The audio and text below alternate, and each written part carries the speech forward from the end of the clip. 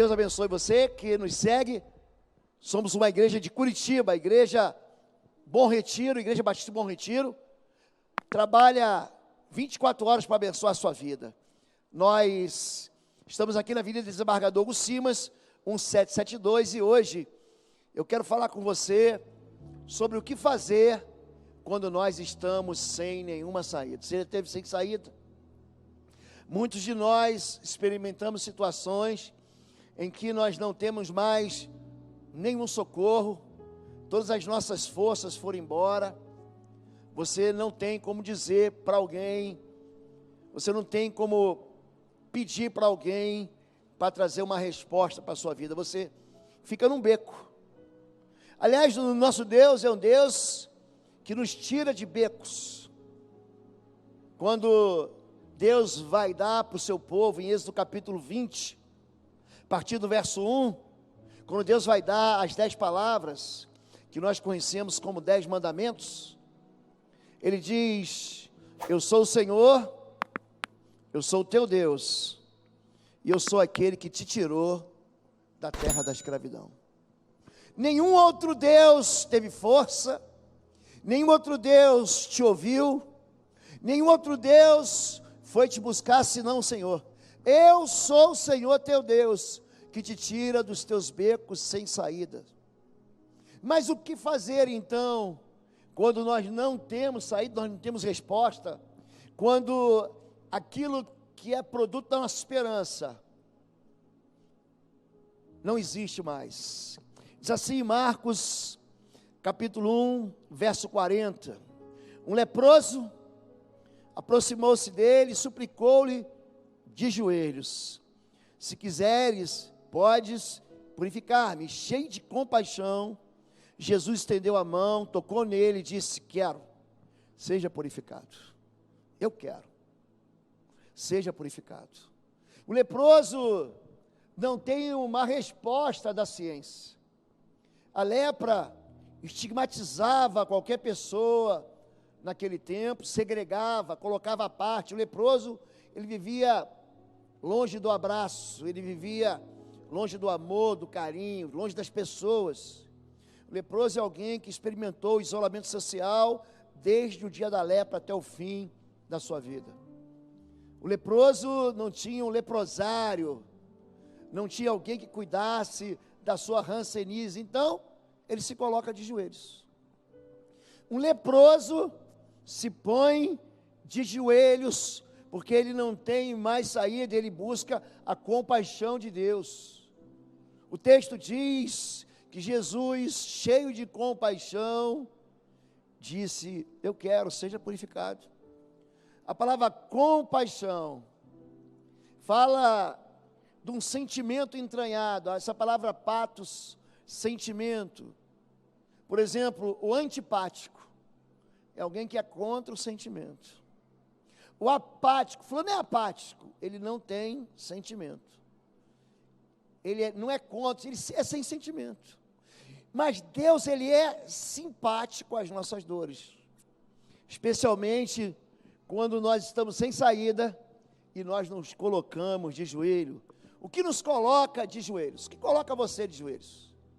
É uma pergunta boa. Quanto tempo você não fica de joelhos?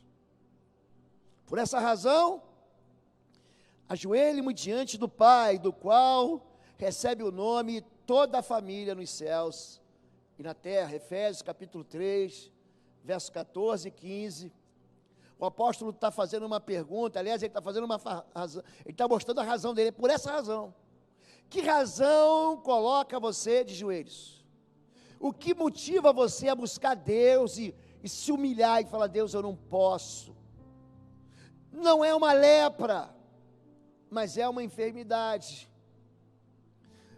São dores que nós não suportamos mais, são injustiças que se repetem na nossa vida, que vão castigando a gente.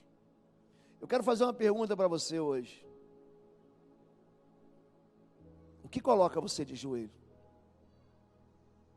O que faz você de verdade parar, se dobrar e dizer: Deus, O Senhor é a minha única esperança. Eu queria perguntar para você, até onde você vai sem Deus? Até onde você vai achar que vai conseguir empurrar a tua vida sem Deus? Até quando você vai dar uma de machão, de forte? Não, pastor, eu sou um homem bruto, eu não sou um homem de mimimi. Gente, Deus tem uma maneira toda especial de nos colocar de joelhos, de fazer a gente reconhecer a glória dEle. Deus deixa a gente tomar o caminho que a gente quiser, e tem muita gente que Ele mesmo traça um caminho de beco sem saída, aborta os sonhos, se auto-sabota. Tem gente que tem um costume terrível de se auto-sabotar, tem tudo para ele ser feliz, mas ele começa a traçar planos que se distanciam do plano do Senhor, que é plano de paz e não plano de mal. Tem gente que fica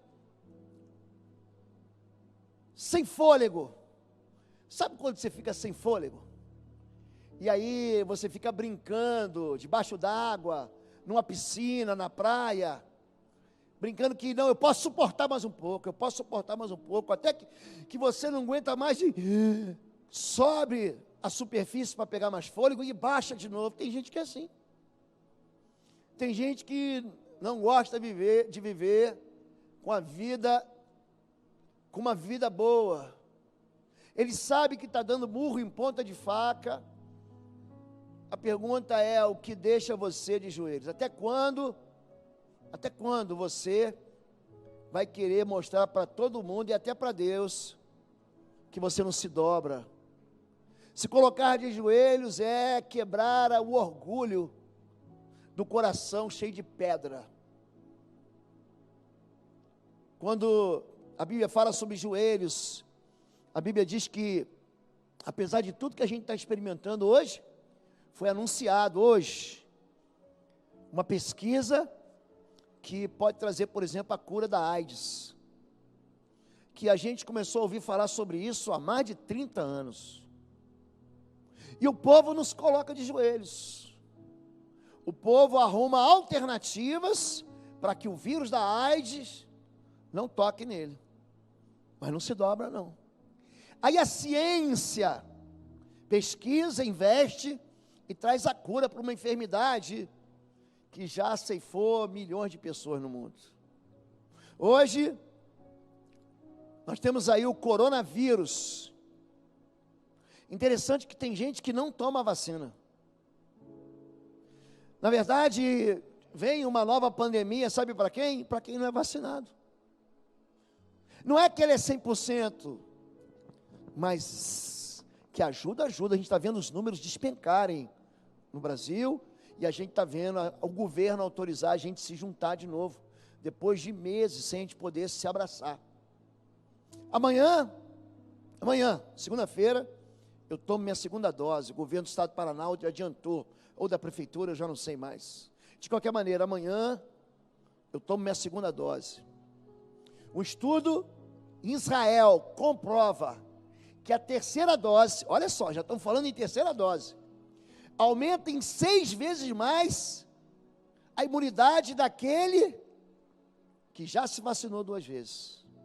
Então nós estamos caminhando aí para tempos de alívio. Mas tem horas, gente, que a ciência fracassa. Tem horas que não há cura. Quando chegaram onde estava a multidão, um homem aproximou-se de Jesus, ajoelhou-se diante dele e disse: Senhor, tem misericórdia do meu filho. Ele tem ataques, está sofrendo muito. Muitas vezes cai no fogo ou na água. Esse menino de Mateus 17, de Marcos 9, era um filho de um homem que estava endemoniado. Não tem uma pílula, não tem um remédio. Você não vai na farmácia, você não vai no médico, você, doutor, me prescreve algo que a medicina cure, que faça com que esse espírito imundo saia do meu filho. Tem horas que não tem jeito. A própria ciência tem casos que diz: olha, eu vou tratar, mas eu não posso dar esperança. Tem momentos que a nossa própria arrogância falha. Eu tenho dito aqui que a certeza que você tem não é a verdade. Eu tenho certeza, certeza não é verdade. Você tem certeza daquilo que só pertence ao Senhor. O futuro pertence a Deus, não pertence a você. Venham, adoremos prostrados, ajoelhemos diante do Senhor, o nosso Criador, pois Ele é o nosso Deus e nós somos o povo de seu pastoreio, o rebanho que Ele conduz. O salmista diz que quando a gente se ajoelha, nós adoramos a Deus, não porque Ele faz, mas pelo que Ele é. Se você vem à igreja para pedir misericórdia, para pedir compaixão, para pedir perdão, para pedir solução, para pedir milagre, você faz certo, mas existe um propósito primeiro da gente se reunir, que é adorar o nosso Deus. E nós não adoramos a Deus para Ele nos beneficiar, nós adoramos a Deus porque Ele é Deus, e Ele é digno de todo louvor e adoração. É isso que tem que fazer a gente se curvar, é isso que tem que fazer a gente se dobrar. É por essa causa, porque o Senhor é Deus, que eu me coloco de joelhos diante dEle. Existem momentos que Deus vai dizer não para a gente. Quando nós somos mimados, quando o evangelho do algodão doce é ministrado para a gente tem uma ideia, que vai chegar na igreja, não, agora eu sou do povo de Deus, agora eu tenho uma aliança com Jesus. E a gente vive numa ideia de que nada vai atingir a gente. Isso não é verdade. Nós estamos vendo hoje cristãos sendo perseguidos pelo Talibã. Você deve ter recebido notícias, ou pelo teu WhatsApp, ou pelas tuas redes sociais, que os cristãos, os pastores estão fugindo do Afeganistão. Então não adianta a gente pregar um evangelho que funciona no Brasil e não funciona na Ásia Central. Um evangelho que funciona na América, mas não funciona na África. Existe uma perseguição clara, porque o mundo jaz no maligno. Quando Deus chama você para o evangelho, a cruz não te leva para o holofote. Escute isso. A cruz te mata. O evangelho da cruz quer matar algo ruim dentro da gente. O evangelho da cruz quer matar a escravidão do pecado que nasce conosco. A gente já nasce pecador. Você não aprende a ser pecador. Às vezes a vida nos sufoca. Mas quando aquele servo saiu, encontrou um de seus conservos que lhe devia 100 denários. Você já teve dívida? Está o sujeito com dívidas. Agarrou e começou a sufocá-lo, dizendo: pague-me o que me deve. Então seu conservo caiu de joelhos e implorou-lhe: tenha paciência comigo e lhe pagarei. Você já ficou endividado? Diz que no Brasil 80% das pessoas no Brasil vivem endividados. Não é que é a dívida da casa própria, não é que é a dívida do teu veículo, é a dívida do sapato. Ele parcela o sapato em 10 vezes. Ela compra a blusinha parcelada em 6 vezes sem juros. Ela vai numa dessas lojas âncoras do shopping e diz: pague daqui a 60 dias, mas parcele em tantas vezes sem juros. É um monte de gente empobrecida, é um monte de gente que cai na armadilha da ganância, do ego, e que vive de joelhos. Tem paciência que eu vou te pagar. Parcela isso para mim, mais 12, mais 24, mais 36 vezes. E a vida tem uma maneira muito cruel de sufocar a gente. Aqui o credor sufoca, me paga o que você deve. E às vezes a gente erra. Aí é um outro tipo de perdão, é quando nós ofendemos, quando nós somos a razão da injustiça. E aí, um tropeço faz com que você se torne um devedor. É por isso que Mateus capítulo 6, verso 12, Jesus vai dizer: perdoa as nossas dívidas, assim como nós perdoamos aqueles que não têm ofendido. Então, existe sim momentos, e cada um sabe aonde está sufocado. Todo mundo aqui sabe, em algum momento, em alguma hora, ou na sua vida, as áreas da sua vida que você está sem fôlego, não há oxigênio. Diante da calamidade, o que eu faço? Quando o mundo diz que não, lembra dessa canção? Tua voz me encoraja a prosseguir.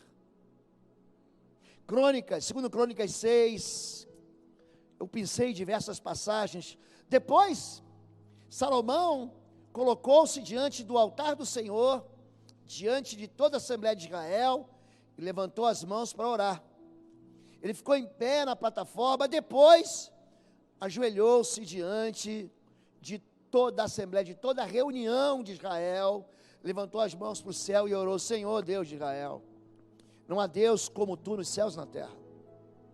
Atende a oração do teu servo e ao pedido de misericórdia, ó Senhor meu Deus. Ouve o clamor e a oração que o teu servo faz hoje na tua presença, quando houver fome ou praga no país, em meio a qualquer praga ou epidemia ou pandemia.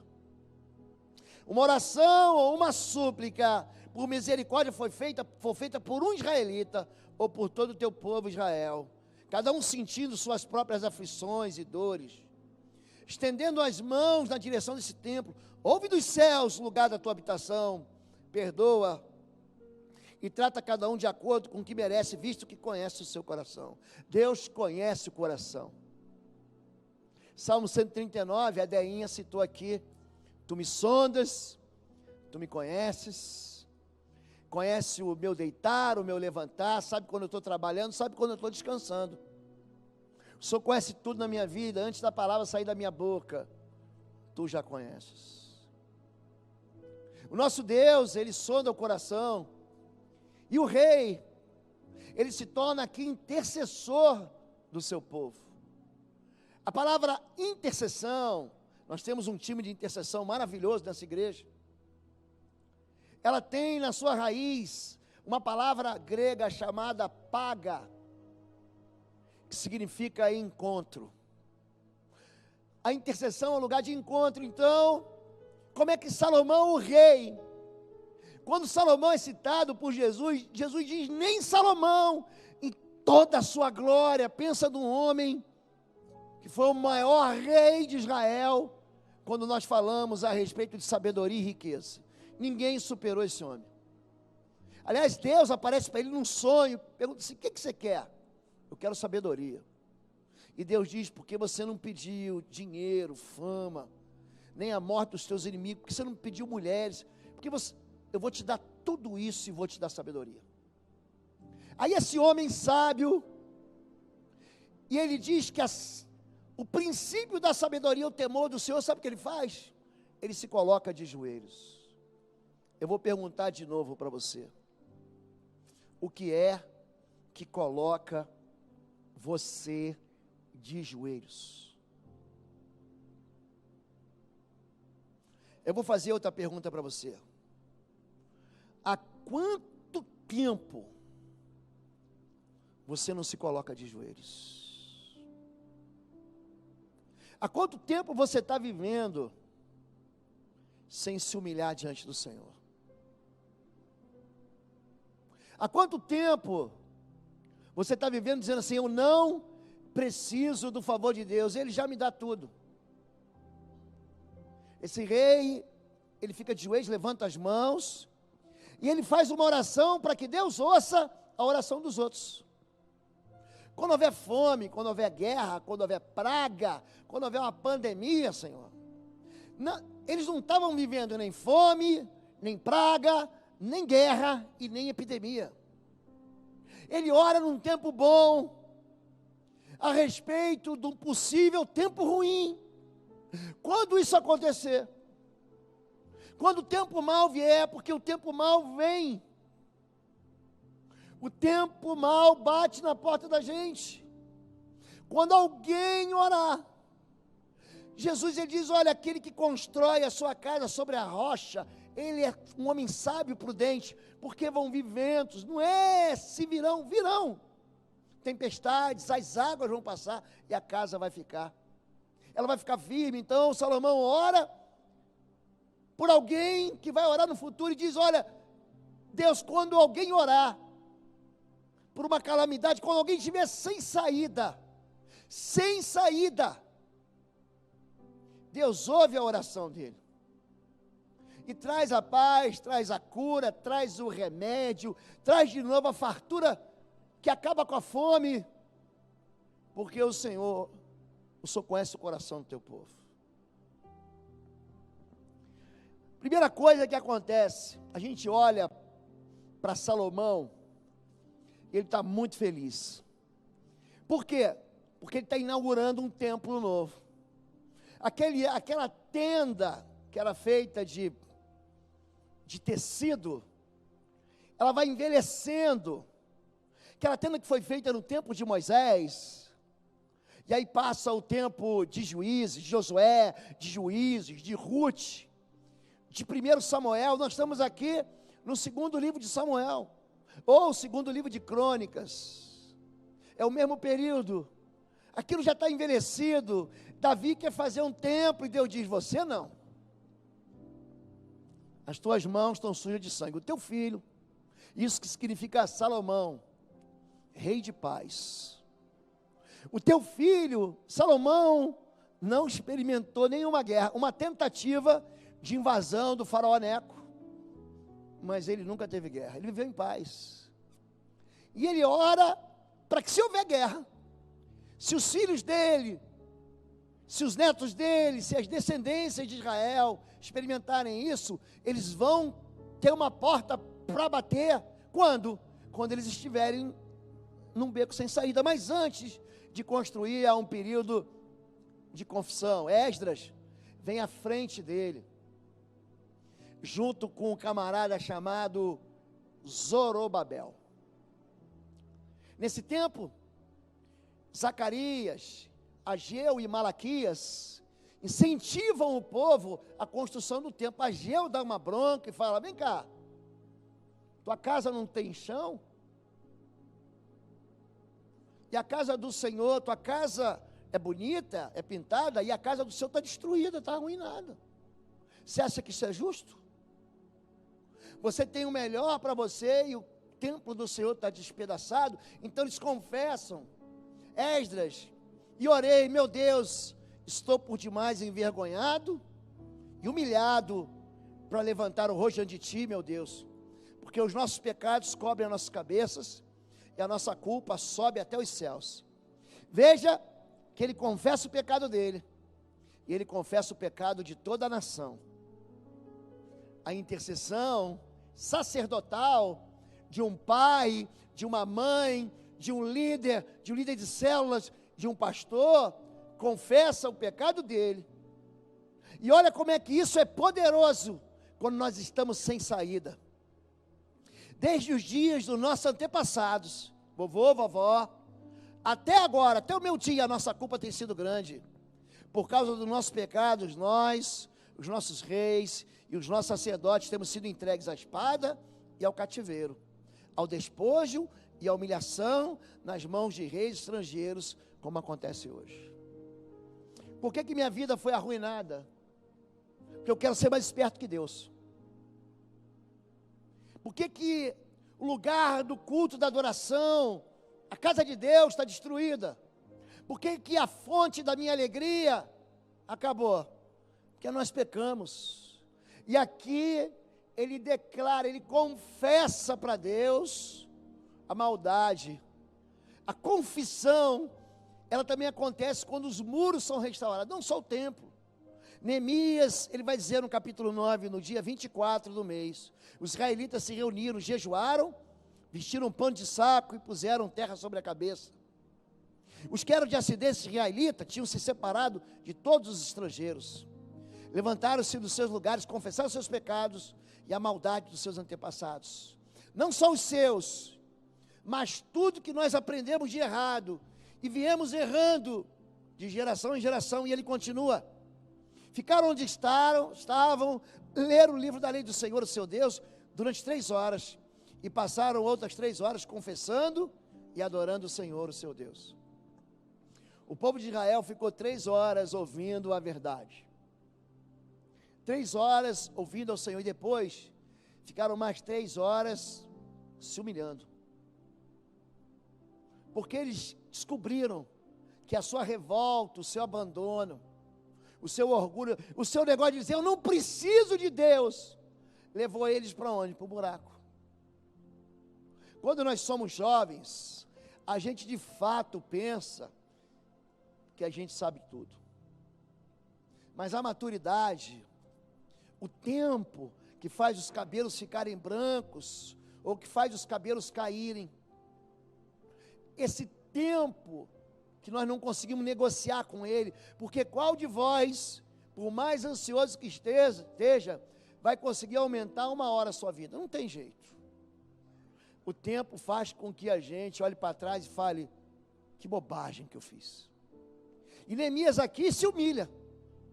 Neemias aqui se coloca de joelhos. Ele não tem saída a não ser buscar o Senhor.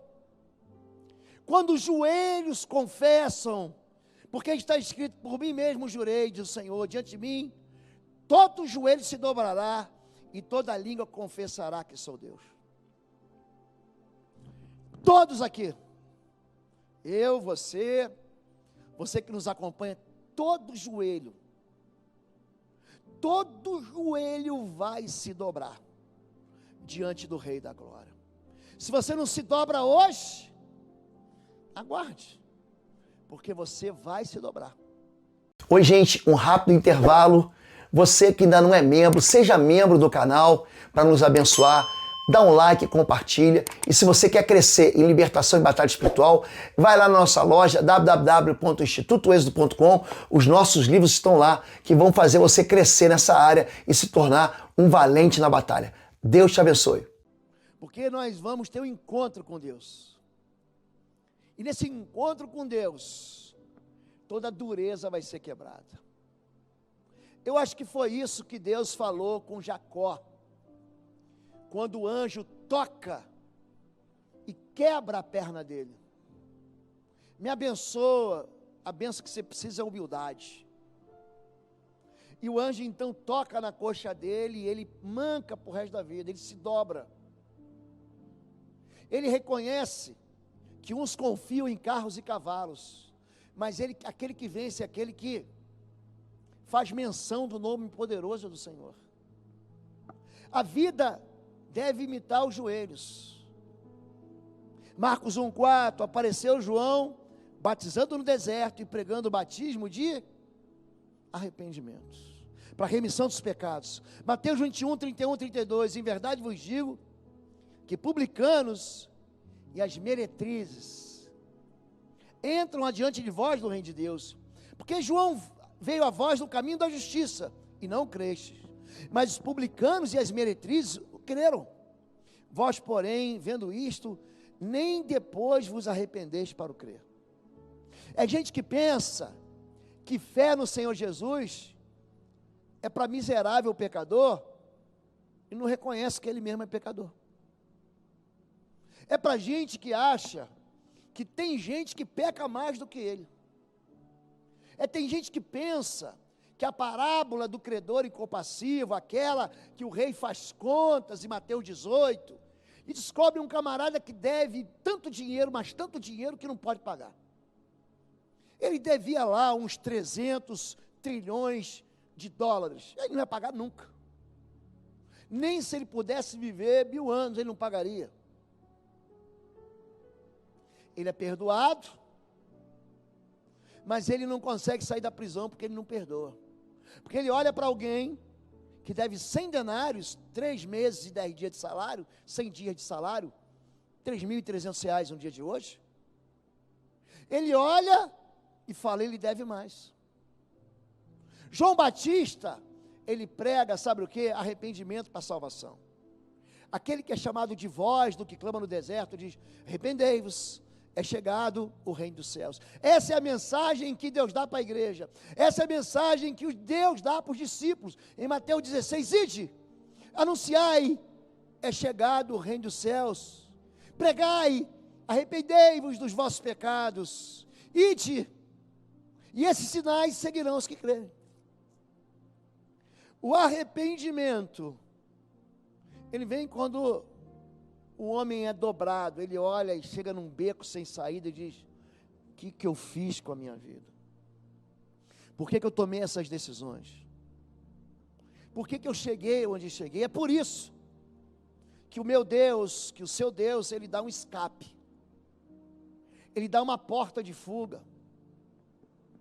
Existem falsificações de arrependimento. Pastor, eu já me arrependi. Será que já? Número 1, tem o arrependimento religioso. Lucas 18, de 9 a 14. Alguns que confiavam em sua própria justiça e desprezavam os outros. Jesus contou esta parábola. 2 homens subiram ao templo para orar. Você sabe que você não vai a Jerusalém, você sobe a Jerusalém. É por isso que eles subiram ao templo para orar. E continua: um era fariseu e o outro publicano.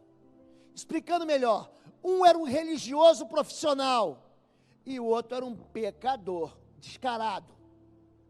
O fariseu, em pé, orava no íntimo: Deus, eu te agradeço porque não sou como os outros homens. Deus, obrigado, o Senhor me fez, eu sou apenas o máximo. Eu não sou como ladrões, corruptos, adúlteros, nem mesmo como esse publicano, esse corrupto. Jejuo 2 vezes por semana e dou o dízimo de tudo que ganho, tudo quanto ganho. Mas o publicano ficou à distância, ele nem ousava olhar para o céu, mas batendo no peito dizia: Deus, tem misericórdia de mim, que sou pecador. Eu lhes digo que este homem, não o outro, foi para casa justificado diante de Deus, pois quem se exalta será humilhado, e quem se humilha será exaltado. O que coloca você de joelhos? Quando nós começamos a nos ocupar em cuidar da vida dos outros, nós começamos a achar que a gente é bom demais, e que a gente não precisa ficar de joelhos. Você não sabe nada, você não entende nada, você é velho, você é falto de inteligência, você não conhece o que eu conheço. O arrependimento religioso é quando você confessa o pecado dos outros e não confessa o teu. São pessoas perfeitinhas, são pessoas que se preocupam com detalhes da lei, mas são pessoas que não se humilham diante do Senhor, se auto-justificam, têm uma justiça própria desmedida, e acham que estão no topo da categoria de cristão. Isso não é arrependimento não, querido. Quando você olha e quer confessar pecado dos outros, você não está arrependido. Você está se comparando e querendo dizer para Deus que você é mais especial do que qualquer outro ser humano. E a Bíblia diz que todos pecaram. Aqui todos nós estamos na mesma condição. Existe uma porta estreita. A salvação vem por Jesus. Pelo nome de Jesus todo mundo vai ser salvo. Agora, se você não invocar o nome do Senhor Jesus, você está negando a única porta que Deus te deu. Número 2, tem o arrependimento pagão. Louvai ao Senhor porque Ele é bom, porque a sua benignidade dura para sempre. Diga agora, Israel, que a sua benignidade dura para sempre. Diga agora, a casa de Arão, que a sua benignidade dura para sempre. Diga agora, os que temem ao Senhor, que a sua benignidade dura para sempre. Qual o problema do arrependimento pagão? É que o arrependimento pagão não crê que Deus é bom e a sua benignidade dura para sempre. Então, como Deus é mau, eu me arrependo para manipular Deus. Ah, Deus, eu confessei, agora só tem que ficar bonzinho para mim. Isso não é arrependimento. É quando você faz, mas você não acredita que Deus é bom. É assim, vamos saciar. Vamos aqui tentar fazer com que Deus, que tem tudo para me destruir, fique bom como? Vamos lá e vamos confessar pecado. Número 3, não é como a tristeza desse mundo. A tristeza, segundo Deus, opera arrependimento para salvação e não produz remorso, mas a tristeza, segundo o mundo, produz morte. Você está pensando que Judas não confessou? Confessou. Ele confessa diante dos fariseus e diz assim: eu fui responsável pela morte, pelo derramamento do sangue inocente. Ele ficou triste, mas ele foi se enforcar. O arrependimento para a salvação não produz remorso, porque quando eu olho para a cruz eu sei que Deus morreu para me salvar. O arrependimento desse tipo de gente só vem porque foram flagrados. Por que você se arrependeu? Não, porque eu fui flagrado e agora sabe, né? Como eu fiz um monte de besteira, mamãe me pegou fumando maconha. Aí eu vou no culto dos jovens para a mamãe. Não, ele se arrependeu. Eu fui pego fazendo uma grande bobagem, e agora para eu acalmar as coisas, o que eu faço? Eu vou ler a Bíblia. Mamãe, estou lendo a Bíblia. Papai, meu amorzinho, estou buscando ao Senhor. Eu até comprei aqui, baixei uma playlist no Spotify de música de adoração. Vamos ouvindo no YouTube uma mensagem de um pastor. Esse tipo de arrependimento, ele produz uma tristeza que não salva. Número 4. Arrependimento não é mera confissão. Quem é injusto, faça injustiça ainda. E quem é sujo, suje-se ainda. E quem é justo, faça a justiça ainda. E quem é santo, seja santificado ainda. É o último versículo, capítulo da Bíblia. Apocalipse capítulo 22. Tem gente que confessa e não muda de vida. Você que nasceu no lar cristão, de corte protestante evangélico, não sabe o que é isso. Eu nasci numa família católica, e eu ia domingo para confessar pecados antes da comunhão. Então, você que é católico, o que você faz? Eu me ajoelhava diante do padre, e tinha ali um confessionário, e eu desfiava um rosário das bobagens que eu fiz. Padre, me perdoe porque pequei. E ali, depois de tudo, o padre ora, ou te dá uma absolvição e te dá uma penitência. Faz aí 10 Ave Marias, reza Padre Nossos. Você recebe uma penitência do padre. Mas no domingo seguinte, lá estava eu, confessando os mesmos pecados. A confissão que não faz a gente mudar a vida é uma confissão que é uma falsificação. Número 5, não é desvio de culpa. Aliás, Gênesis 3 é um monte de confissões que não servem para nada. E Deus perguntou: quem lhe disse que você estava nu? Você comeu do fruto da árvore da qual eu lhe proibi de comer? Disse o homem: foi a mulher que me deste, por companheira que me deu do fruto da árvore, e eu comi. Eu confesso, Deus, mas a culpa é da minha esposa. Eu confesso, Deus, mas ele me irritou. Eu confesso, Deus, mas se eu vivesse na casa que eu vivo, se você tivesse o emprego que eu tenho, se você tivesse o chefe que eu tenho, o senhor também ia roubar. É a confissão que transfere para o outro a sua própria culpa. Desse jeito, você nunca vai sair do seu beco sem saída. Quando? Quando teus joelhos não se dobram. Quando você não se arrepende de verdade. Número 6, quando você minimiza o seu pecado. Romanos 2:1. Portanto, você que julga os outros é indesculpável, pois está condenando a si mesmo naquilo em que julga, visto que você que julga pratica as mesmas coisas. Aliás, Romanos também vai dizer isso. Ele diz o seguinte no final do livro: maldito aquele que é condenado naquilo que aprova. Você diz que o ladrão tem que ir para a cadeia, mas você rouba. Você diz que o teu filho tem que estar no culto, mas você não vem. Você diz que o teu filho precisa buscar Deus, o teu marido precisa buscar Deus, precisa ler a palavra, mas você não busca a Deus nem lê a palavra. É quando você quer encontrar alguém pior do que você. É quando você pratica as mesmas coisas. A tua boca é cheia de julgamentos. Não se faz igualzinho. Davi, quando é confrontado por Natã, Davi diz: o homem que fez isso tem que morrer. E pela cabrita ele vai matar, vai pagar 4 vezes mais. Natã diz: foi você que fez isso. Você é homem. Culpados são pessoas que não se arrependem. São pessoas que minimizam. Não, meus pecadinhos são só uns pecadinhos simples. Como se houvesse diferença entre uma coisa e outra.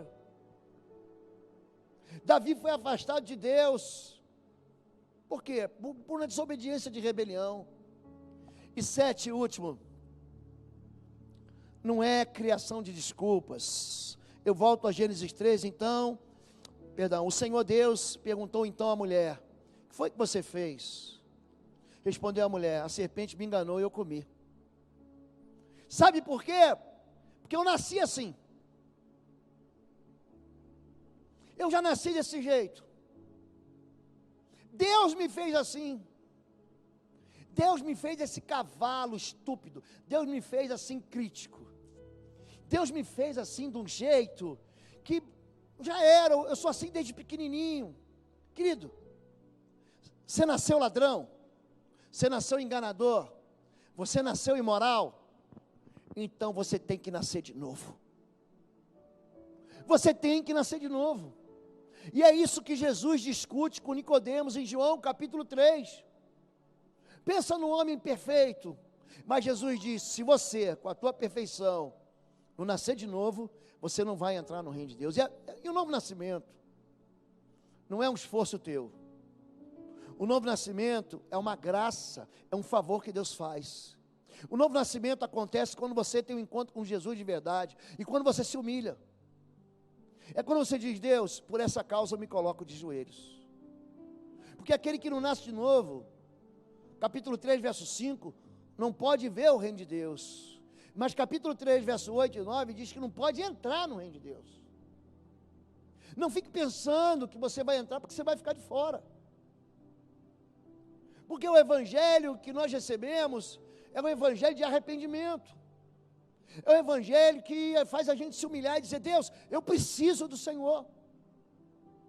Deus, eu estou cansado de esforçar a minha musculatura para fazer aquilo todo dia. Pastor, não aguento mais. Deus, eu não aguento mais. Se arrependa. Traça o caminho que Deus falou para você. O caminho é esse aqui para você ser feliz. Existem notícias, existe uma palavra no reino de Deus, na palavra de Deus, para tudo na nossa vida, para tudo.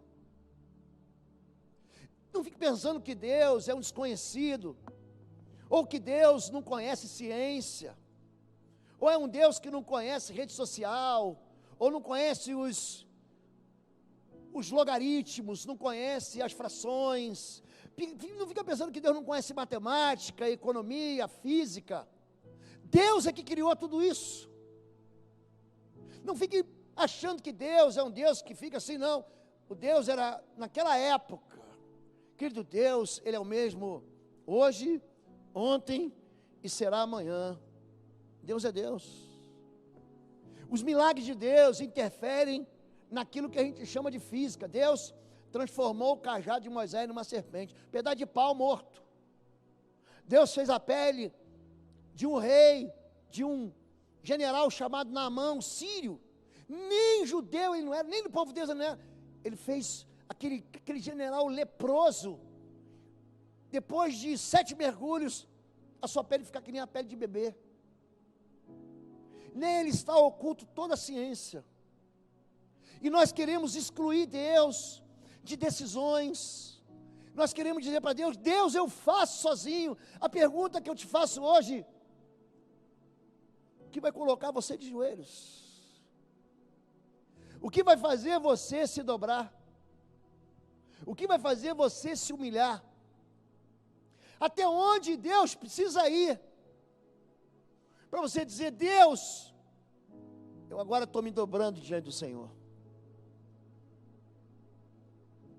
Até quando você vai insistir em tomar na sua vida as rédeas da sua vida, a direção da sua vida, banindo Deus e banindo a palavra de Deus, o conselho de Deus, o testemunho de Deus da sua vida? Por essa causa, eu me coloco de joelhos. Por quê? Porque eu estou sem saída. Agora, se você veio hoje aqui, ou está assistindo a gente hoje, e está sem saída, eu tenho uma notícia boa para te dar. O teu Deus, o Deus que fez os céus e a terra, e que enviou seu Filho Jesus Cristo, Ele trouxe para mim e para você uma saída. Existe para mim e para você uma saída para todo beco, para todo sufocamento, para tudo aquilo que a gente acha que não tem solução. Existe uma saída, quando a Bíblia diz, tem de bom ânimo, mas Jesus diz isso, eu venci o mundo, Ele coloca um ponto ali. Ele não diz assim, venci o mundo, mas Ele venceu. Jesus venceu aquilo que a gente não podia vencer.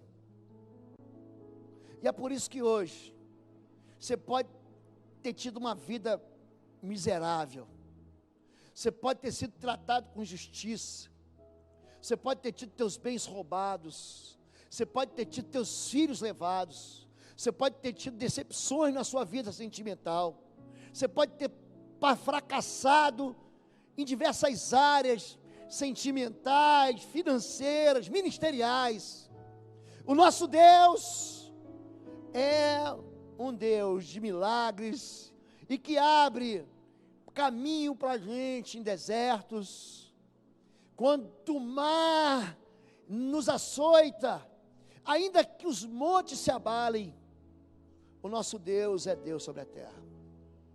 O teu Deus, o meu Deus, Ele vai até onde a nossa fé é capaz de ir, quando a gente se humilha. O nosso Deus prepara um tempo de vida eterna, onde o tempo não faz sentido. Onde o tempo cronológico não existe. Nós ganhamos a eternidade, mas não somos eternos, porque fomos criados no ponto da história em que Deus, que não tem começo nem fim, Ele é o alfa e o ômega, Ele estabeleceu. Eu vou orar por você hoje. Deus falou contigo? Deus tem esperado de mim e de você a gente se colocar de joelhos. Eu quero convidar você para ficar em pé e vamos orar juntos. Só que eu vou me ajoelhar aqui. E se você entende, e também se você pode, porque tem pessoas que não podem ficar de joelhos. Se você quer pedir o socorro do Senhor, o momento é agora.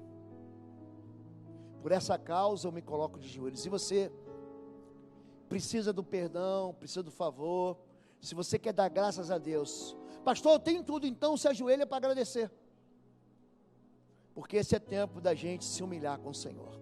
Se você quiser fazer, pode fazer. Se você não quiser fazer, pode ficar em pé ou sentado, que você está na presença de Deus.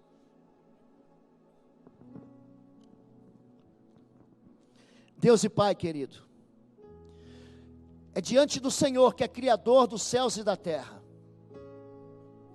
que nós nos humilhamos aqui. E nós queremos confessar, Pai, que muitas vezes o nosso arrependimento é falso. Queremos pedir perdão quando nós nos comparamos a homens, quando nós desviamos de nós mesmos, Pai, a nossa culpa, quando nós queremos manipular o Senhor através da confissão. Nós queremos pedir perdão ao Senhor, Pai, pelos olhos altivos, pelo coração empedrado, pela dura cerviz. Queremos te pedir perdão porque mesmo quando estamos esmagados, quando nós estamos aprisionados, quando nós estamos sem saída, ainda assim, o nosso coração, Pai, não tem se dobrado para buscar aquele que é a única porta de saída para a gente. Pai querido, eu quero te louvar hoje de joelhos, como fazem e como farão todos aqueles naquele dia final, porque todo joelho se dobrará e toda língua confessará que Jesus Cristo é o Senhor Deus que se fez carne. Nós hoje nos dobramos diante do Senhor como aquele leproso que não tinha mais esperança, como pecador no templo, como publicanos, como meretrizes, como aqueles que viveram a imoralidade, como aqueles que tropeçaram nos teus caminhos. Nós nos humilhamos aqui, nós nos ajoelhamos diante do Senhor, Pai, para que o Senhor saiba, e todo mundo espiritual também saiba, que o Senhor é o nosso Rei, que o Senhor é o nosso Salvador, que o Senhor é o nosso Redentor. Nós nos ajoelhamos, Senhor, porque deixamos enfermos em casa, e só o Senhor pode trazer uma resposta. Senhor Deus, nós nos ajoelhamos e levantamos as nossas mãos para os céus, como fez Salomão, rei de Israel, Pai, porque a praga nos atingiu, porque a fome chegou, porque temos vivido, Pai, experiências de guerra, e precisamos de paz, precisamos da Tua cura, precisamos, Pai, que o Senhor faça com que os nossos campos de novo se encham dos mantimentos do Senhor. É o que o Senhor que faz transbordar a nossa vida, é o Senhor que é a fonte da alegria. Nós nos dobramos, Pai, e levantamos as nossas mãos para os céus, para declarar que o Senhor é Deus, e que nós nos submetemos à Tua vontade, Pai. Nós oramos assim: Senhor, deixe em nós a Tua marca, deixe em nós o selo do Teu Espírito, deixe em cada um dos Teus filhos que tem confessado o nome de Jesus Cristo, a marca do sangue da cruz, e dá para o Teu povo, Pai, um livramento como eles nunca viram, como Tu disseste ao Teu povo: não há Deus que livre como o Senhor, não há Deus como o nosso Deus, não é Deus que busque trazer sobre o humilhado, Pai, a exaltação, como diz o Teu nome. Nós Te adoramos de joelhos, Te louvamos, ao Senhor a honra e a glória, para todo sempre, em nome de Jesus, amém, amém e amém. Você pode se levantar.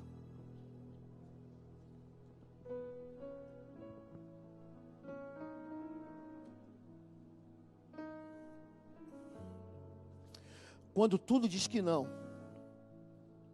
mas quando a gente se humilha, quando a gente confessa diante de Deus que o erro foi nosso, o nosso Deus é um Deus que restaura. Que bom que você veio, que bom que você tem caminhado com a gente.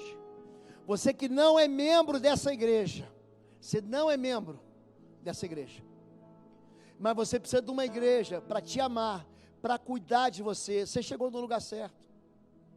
Aqui ninguém vai te julgar, aqui ninguém vai te condenar, aqui nós vamos cuidar de vocês.